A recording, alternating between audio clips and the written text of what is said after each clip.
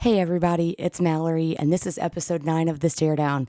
I've got a lot of good stuff for you, including why my voice sounds like this. So if you're ready, sit back, relax, grab a drink or two, and let's get into The Stare Down.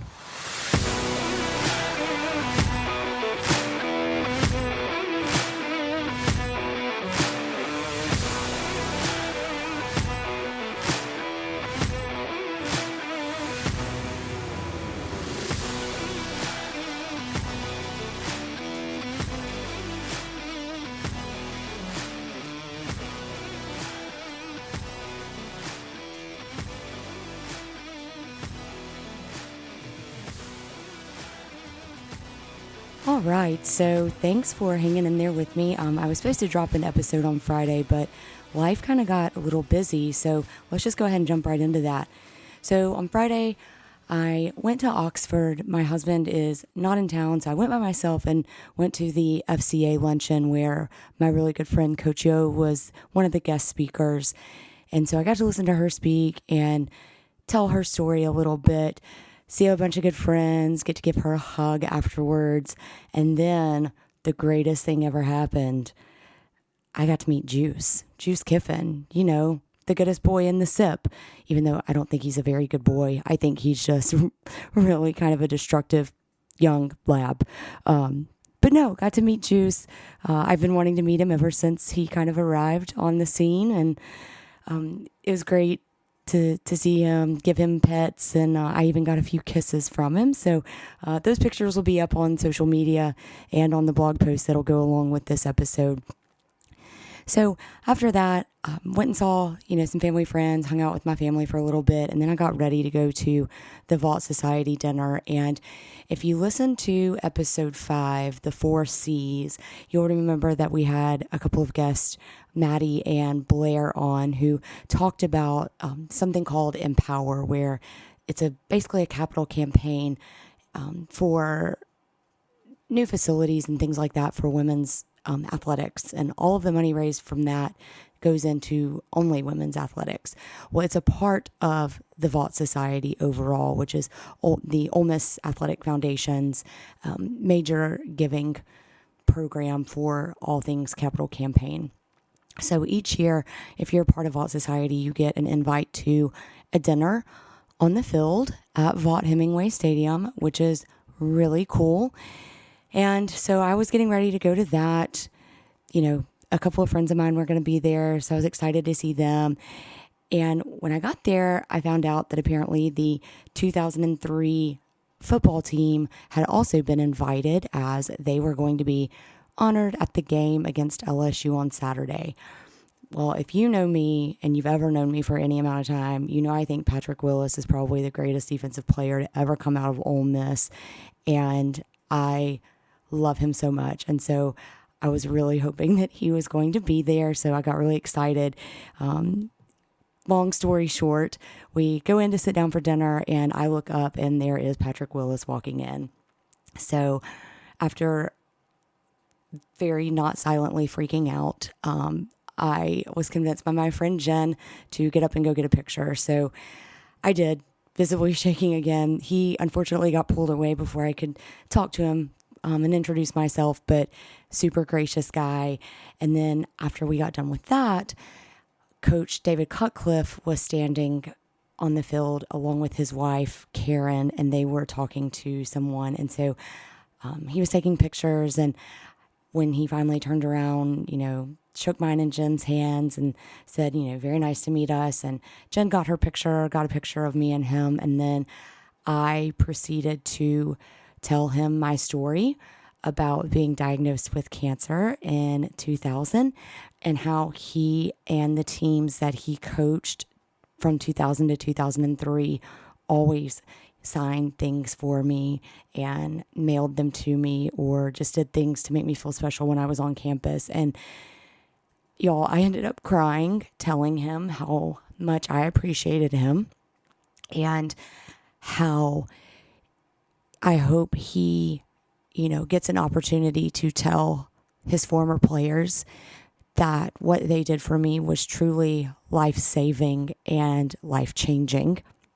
And that I hope he also knew that encouraging his players to be the kind of kids growing into men, and encouraging them to do that type of stuff and be selfless and do just a simple act of signing an autograph or taking a picture, what that really means. And that, I really appreciated him being that type of leader for them. And it was just such a wonderful moment to tell him in the best way I could, because there are never, ever going to be adequate words or time to tell him how much I truly, truly appreciate everything he and his teams did. But it was really cool to get to try and do that in that moment. So Coach Cutcliffe and Miss Karen, if y'all are listening, again, from the bottom of my heart, thank you so much. And hopefully I'll get to see you guys again soon, since you live in the great state of Alabama as well.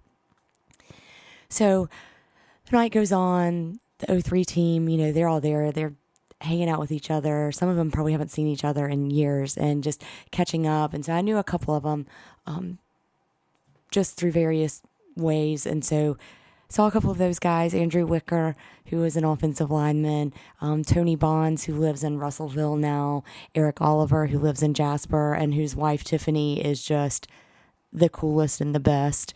So got to hang out with them, talk to them, catch up a little bit. And then after the dinner was over, I stood around and talked to the OMAF staff for a little while. And something really cool happened, something that I never in a million years could have ever imagined. And as we were standing there getting ready to walk out, a bunch of defensive players walked out, including Patrick Willis. And so as we were walking out of the gate, Eric Oliver and Tiffany were in the group too, and Patrick came over and said something like, "Hey, I saw I know we got a picture together earlier, but, I didn't get to meet you." And I was like, "Well, I'm Mallory, I really wanted to tell you, thank you for everything that you always signed for me. It helped me at this point in my life," and those kinds of things. And he just ended up standing there talking to me about life and taking care of your body, and, even talking about how the things that I talk about on the podcast. And yes, I totally gave a shameless plug for the podcast, but I told him, I was like, "Look, I'm still new at it, so don't judge me for it. If you ever do listen to it." But, just telling him that, the things that I want to get out there are the facts of, people playing football are still people, and it's not just a robot. And how insane I think it is that, death threats are being sent via social media and those kinds of things, and how, it's just these players are disregarded as humans. And so having that conversation with someone who hung it up in the NFL and had one of the best careers while he was playing, but he hung it up before his body really started breaking down, and before he had too much wear and tear on it. And I truly respect that. I am in awe of the fact that I'm sure he still loves the game. I'm sure, he truly appreciates all of the doors that the game opened for him or helped open for him. But, at the end of the day, he's still a person who wants to live a very long and fulfilling life. And sometimes walking away from football, whether it's good for you mentally or physically, you have to do it. And so I just thought that was really cool to stand there and talk to him about that. So, I went from earlier in the evening, like being so excited and physically shaking to go take a picture with him, to being calm enough to stand there and just talk to him and realize he's just a human being. And I think that's, one of the things too that I kind of talked about with Coach Cutcliffe was getting to tell my story to these guys. It makes me realize even more how human they are, and how, they always, both of them and all the others always ask, "How are you doing health-wise? Are you good? Do you still have any issues?" I mean, they are truly, genuinely interested in that. And I just think that is such a cool thing. And I think it's such a reminder of that is a human, and they do have huge impacts on others' lives. And they understand that, football games and football players have special meaning for fans. And I think it's just a really cool way for me to bring it back and to share a moment with them of, I understand you're a person and you were very busy and you didn't have to do that, but you did. And now I want to say thank you. And just being able to pull that humanity back into these interactions, y'all, it's just quite possibly the coolest thing ever. I just, yeah, I don't know that I have any more words than that. You know, no ego, no pretentiousness at all in either of those men, and just so awesome too, as a bystander, to sit back and watch them all of the players, talk with Coach Cut and talk with each other and catch up and listen to them talking about, things that happened back when they were playing and on the team together, and talking about their current lives and kids and wives and family and those kinds of things. That just, again, drives home the point of those people wearing those helmets and pads every single week that we yell at and we yell for and we cheer on. They have friends, they have family, they have people who love them. They have lives outside of football, and, give them a little grace. It was just one of those moments. You have those moments in life where you're just like, man, this is the pinnacle of what I've been trying to say. And, one of the things Patrick told me too was, we need more people to talk about that, and we need more people to try and bring the humanity back into it. And I promised him that I would continue harping on it on this podcast and that I'm not going to quit. And so thank you, Patrick, if you are listening. Thank you for just solidifying a little bit more the pull that I have and the drive that I have to do this and to bring that voice to something that is so needed. And even with Coach Yo's talk at the FCA luncheon, I mean, she was talking about it too. She was talking about how they had a team retreat, and one of the things she talked about was how to not stumble after a successful season. How do you go into the next season and not stumble? Don't let your ego get in the way. It's not going to be given to you. It's got to be earned. And, don't get so caught up in those moments.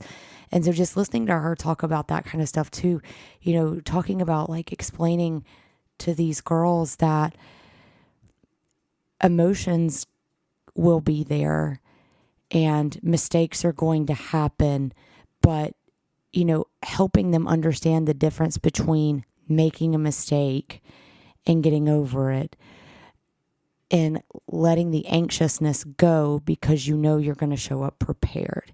And I think that was just such a cool message to hear, because it's, I started thinking about it, and even in my life when I get anxious about something, it's usually because I don't feel like I'm as prepared as I need to be. And so how do I fix that? Well, I can start doing things. And, those are lessons that they're going to learn at this point. And she's molding these women to learn that and to go into the next phase of their lives, whatever that may be. So Friday to me was just kind of that, all right, I know what I'm saying is on point. It is necessary. It is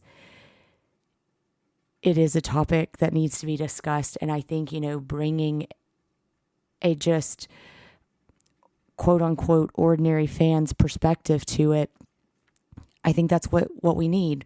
We don't need men who continually like grow up in sports and then go talk about it for the rest of their lives. No, we need women who, and even men who just have never played like at a high level, but they just were fans and, talking about how sports have helped us and learned in our own lives. And so Friday was really, really cool. Just having that driven home that, yep, I'm on the right path, and I'm not going away, and I can't wait to see where this does go, and see as we do get into basketball season and further into football season. We're going to be talking actual X's and O's, plays, games, those kinds of things. But y'all, it all comes back to it's just a human, and giving them a little bit of grace and maybe what can they learn from. So I'm excited to see this, how it progresses over the next few weeks, months, and heck, even years. So with that though, I will get out of the sappy, and I'll start recapping Saturday. I don't want to recap a whole lot of college football. I really just want this to be a very Ole Miss LSU episode, because I just have no idea how I survived that game. I'm pretty sure I aged about 20 years. It was so incredible. But I'll start kind of with Saturday.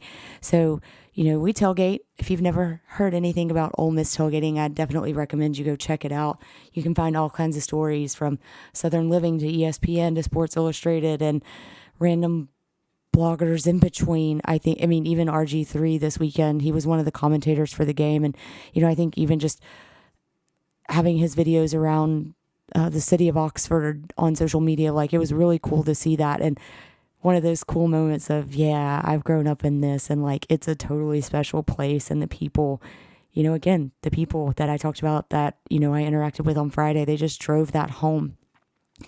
So Saturday, go set up tailgating and get out there. It was hot, but LSU Ole Miss tailgate is always one of my favorites. It's just always such a fun atmosphere. But I went to go try and find a tent. We actually tailgate in the Circle, but I wanted to go to the Grove. I haven't been in the Grove except for a couple of weekends ago. I went over there once, but I wasn't actually deep in the Grove. So started walking up the Walk of Champions, from kind of the bottom of it, walking back towards the Student Union. And as I've run into this guy who is so tall.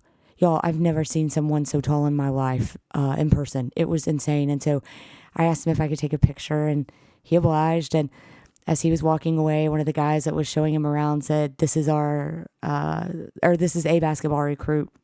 And I was like, cool, hope y'all have a good time, And, but when I asked him if I could have a picture, and he said, yeah, he was like, you're short. And I was like, yeah. I was just in awe. I couldn't even tell him that he was tall. Come to find out, he's 7'1". So I will also post the picture of 5'3" me and this 7'1" basketball player. It was pretty cool. But one of the things that did kind of bother me, and the only kind of dark spot of the day, was the fights. Walking after that, walking up, seeing the fights between LSU fans and Ole Miss fans. Physical fights. It's just not worth it. It was hard to see that, because we're all just there to have a good time. And so that was really hard to see, but you can't let it get in your way. So just decided to kind of go back, hang out with my family, and do all that, and had such a fun tailgate. And so then we go to the game, and from the moment I walked into that stadium, that energy was just insane. It was unlike anything I think I've ever felt. It was, I want to say it was probably even more intense than the 2014 Bama at Ole Miss game, where the goalpost came down, even with Katy Perry being at that game. This game was just, it was electric. It was very different. The student section was rocking. Shout out to the Ole Miss student section. Y'all showed up. You filled the stadium early, and you stayed until the very, very end. And let me tell you, having that stadium full until the very end, it's not the biggest stadium, but man, when it gets loud in there, y'all, it gets loud. So kudos to the Ole Miss student section for really hanging in there for that. But my favorite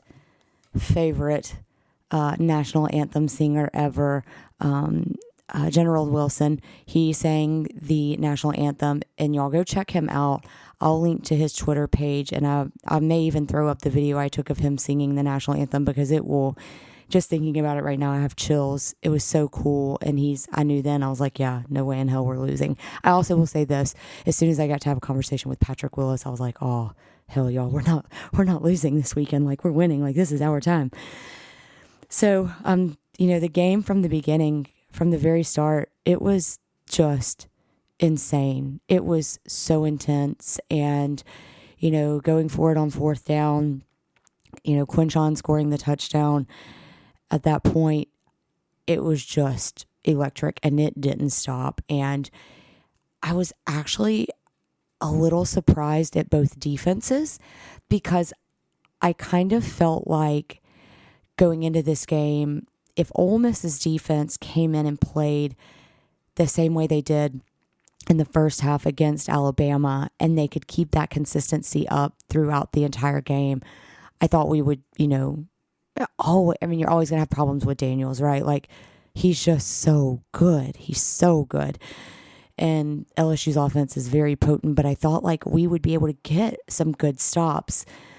And I thought for sure, like, our offense would be good and we could score. And I thought, you would see a very different offense than what we saw in Tuscaloosa last weekend. But I really thought the LSU defense would be able to do the same thing. So, I kind of felt like just kind of early on, it was very much who's going to have the ball last. And especially as the game went on, I was like, oh crap, it really is about to be whoever has the ball last. And so I obviously cheered the entire game. I especially, oh gosh, y'all, Anthony's hit on Daniels when he caused him to fumble. I don't know that I've screamed that loud in a very long time. That was the most insane hit. And also shout out to Anthony, because he is the one that took out the ref. And I know he didn't mean to, but he had two great hits. And he played a great game all night. I know he was probably frustrated as I saw him walk into the locker room at halftime. He did not look happy. He looked a little frustrated and sounded a little frustrated, but he played a phenomenal game, and I know he's just going to continue to get better. And he's one of our transfers, so I think our transfers had a great impact on the game. Trey Harris, y'all, he's the real deal, and our offense is so very different when he is in there and healthy. I think him being healthy, Quinshon being healthy, that really played a major part in the offense this week. Priest Corn being healthy as well. He made a couple of great catches. Quinshon had a couple of great runs. But, I feel like the unspoken MVP of the offense this week was Ulysses Bennett the fourth. He just, when Quinshon needed a break, he immediately stepped up every time. And he just kept running and kept digging and kept going. And I just was so happy for him to see him do so well. And that was a lot of fun. But that last drive that LSU had, I was so afraid that they were going to drive down the field. I thought we gave them too much time after we scored. And then, of course, the refs weren't as nice to us as I wish they had been. There were a couple of calls that I thought were questionable. I thought the holding call on Priest Corn was not holding. Again, though, I also understand I'm only seeing it from one angle, but I didn't see it the way they did. I think there were a couple of other things that, we just didn't see. I will also say the touchdown that they reviewed that LSU had, I still will say that was not a touchdown. I believe when his 1 foot that was fully inbounds was inbounds, I don't think he actually had full control of the ball. I believe it was still moving.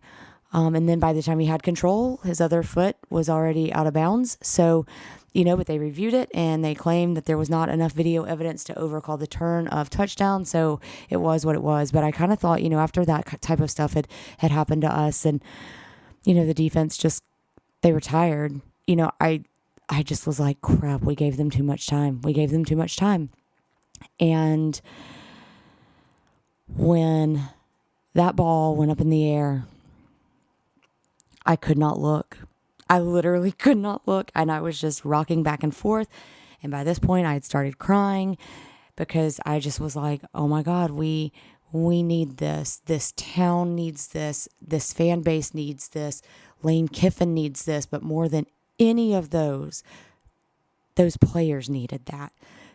And when I finally did look up, it was about the moment that the ball fell. And y'all, I totally had a south end zone shower. It's kind of like a Swayze shower.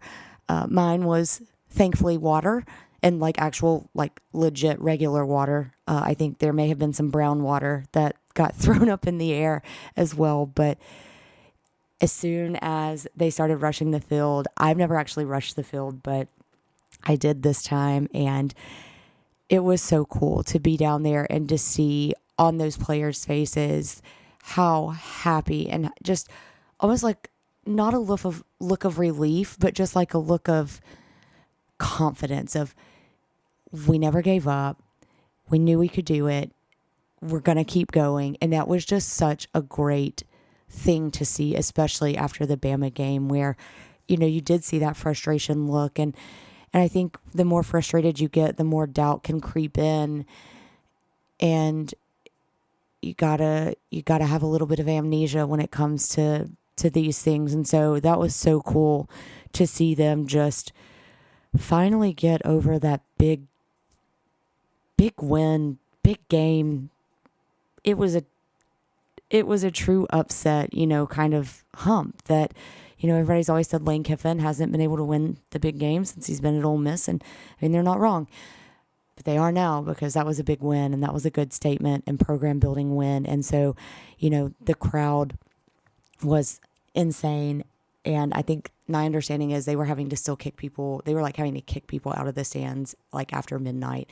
The Grove and the Circle was electric afterwards. And everybody was just so, so happy. And, the Oxford Police Department on Twitter, they're hilarious. Y'all should go follow them. All they posted after the game was #pray for the square. And yes, but I went to the square today. It is still intact. Even at 1:30-ish, people were just kind of getting up and moving around. So I think a few more brown waters were consumed after the game last night. But I walked around the square this afternoon, and as I did and just kind of watched everybody, I did a little people watching and kind of got a little introspective and kind of just looked back on the whole weekend. One of my sayings about Oxford and Ole Miss has always been this place and these people. And if there was ever a snapshot of what that means, it was this weekend. And it was almost that cool culmination of the past 23 years. I mean, yeah, it's the culmination of my whole life too, right? And I have no doubt that there will be some lows before it's all over and done with, before my life is over and done with. And there will be a lot more highs as well. But up to this point, I gotta say, like, it's just really cool to be able to see, like, this place and these people. And it's consistent. And there are so many good people there and that have passed through there. And I just kind of wanted to come on today and share a little bit and kind of give a little mini episode before we go into the week and make it, maybe not so Sunday scary anymore, but just, you have your own story, you have your own purpose, you have your own things. And at the end of the day, as long as we remember we're all humans and we're all going to make mistakes and we're all going to mess up, but that's okay. We need to give ourselves a little bit of grace, and we also need to give others a little bit of grace. So I hope y'all have a wonderful week. I am going to go watch Sunday Night Football now and pray I don't have to mute it because they continue to talk about she who shall not be named. I'm not a hater. I just am over it. But as always, you can go check us out on thealabamatake.com. You can find us on Instagram at the _podcast. You can find us on Twitter at the _pod. Send us an email to thestaredownpod@gmail.com. Find us on Facebook at the Stare Down, all one word. Well, obviously, stare down is one word. The is a separate word. But yeah, if you've got any feedback, if you want to hear some things that you want to hear us talk about as we kind of go into a little deeper conference play, as we start recapping some NFL stuff and some college football stuff, I'd love to hear it. So with that, it's time to sit back, relax, grab a drink or two, listen to the Stare Down, and have a wonderful week. I'll catch you all on Friday. Bye, y'all.